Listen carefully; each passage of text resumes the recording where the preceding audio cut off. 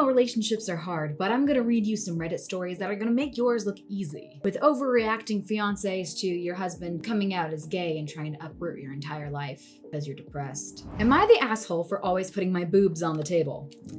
Well, shall we say? So basically my group of friends, about 8 total, get together every week for D&D. There are only 2 women in our group, including myself. It's always at friend A's house because he's the DM and his fancy table and his whole setup is there. Okay, so from my understanding, this is, since it's D&D, DM means Dungeon Master. Never played it before, but I think that's the person who like makes up the story that they all follow along to. I'm not 100% sure. I do want to try it one day, but I have never actually played it, so. A has a fiance who recently moved in with him.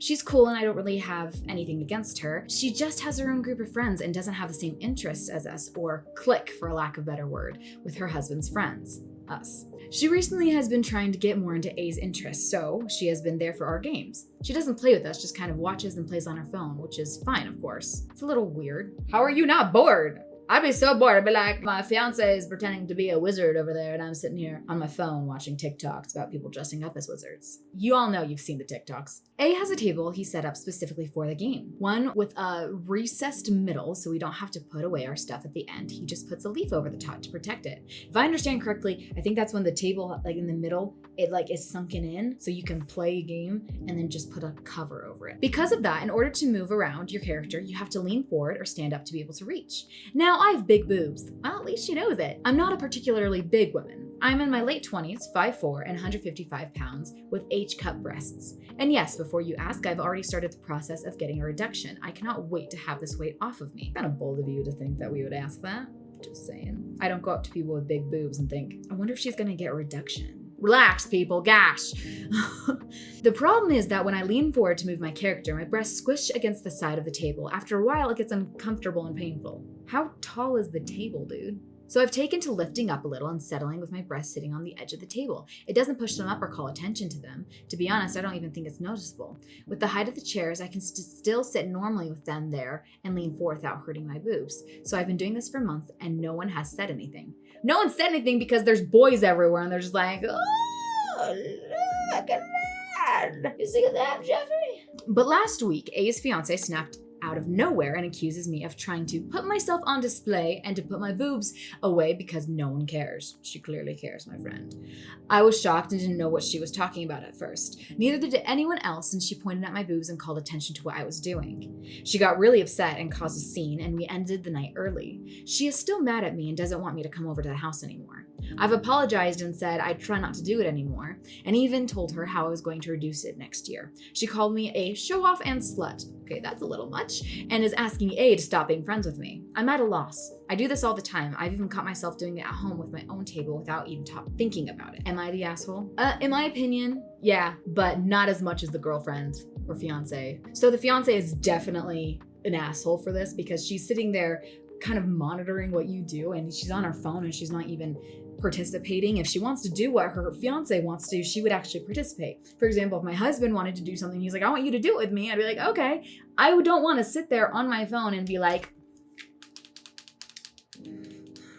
no, if he's inviting me to do something and I want to do something with him, I'm going to actually do it because I think I'd go crazy. Yeah, that's my opinion. Let's see what Reddit had to say. I lost my oldest school friend to a woman like that, but she made him give up all of his friends, male and female. Not the asshole. She sees you as a rival. Many women make their men get rid of female friends. I've been called a lot of nasty names. Then comes the call that I can't see them anymore, as if I was interested. Blows my mind. All you can do is not do it to other women. Feel secure in yourself before creating a long-term relationship. Make sure that there is flirting or advances from someone, you shut it down. Okay, well, that's what she thought she was saying was flirting. I think there's a better way to do it than to let your boobs just sit on the table. I think it's totally fine to kind of lift them a bit when you're moving your character. Otherwise, I think you're doing a bit much. So boobs out on the table is one thing, but this guy had another girl in his apartment putting it all out, and it wasn't his girlfriend. My roommate is cheating. What do I do? I, 24 female, have lived with my boyfriend, 26 male, and his brother, 35 male, which we'll refer to as Chandler, for a little bit over a year. I previously lived with his girlfriend for several years. Hannah, 26 female. We became very close and still talk often. She moved out of state to mend her relationship with her father and work through some mental health issues, which resulted in my living situation and Chandler and her doing long distance. Chandler went out to have a few drinks with friends this past weekend and came home very late, which is not out of the ordinary for a night out in our college town. I fell asleep early as I normally do, but when I woke up the next morning, there was a car outside that I've never seen before.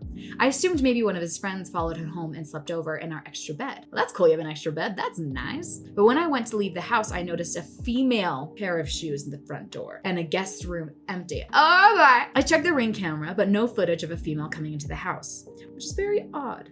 I left and grabbed my iced coffee, feeling a bit anxious. I come home.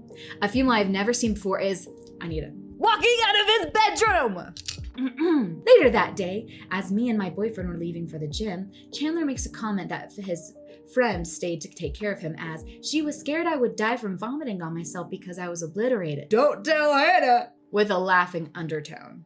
I made it clear that I would not lie to Hannah if this was brought up. I told him it made my skin crawl and that he put me in a terrible situation and do not do it again.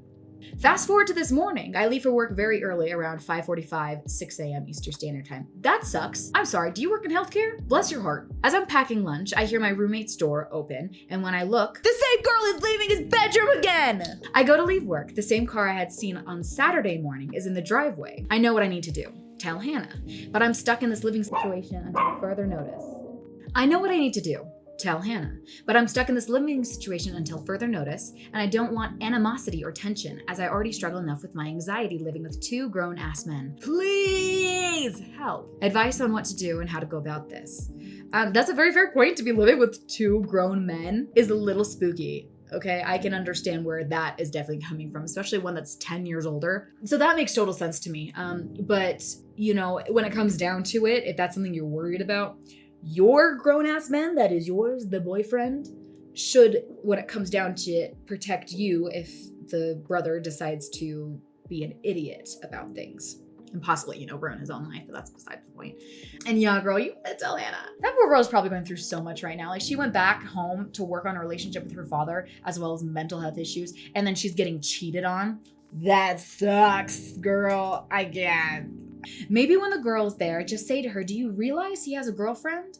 And then if she carries on with no F's to give, tell the girlfriend. That's a good point. I mean, the girl might not even know that he has a girlfriend, and that will at least give the girl a redeeming quality and a good slap in the face to the guy.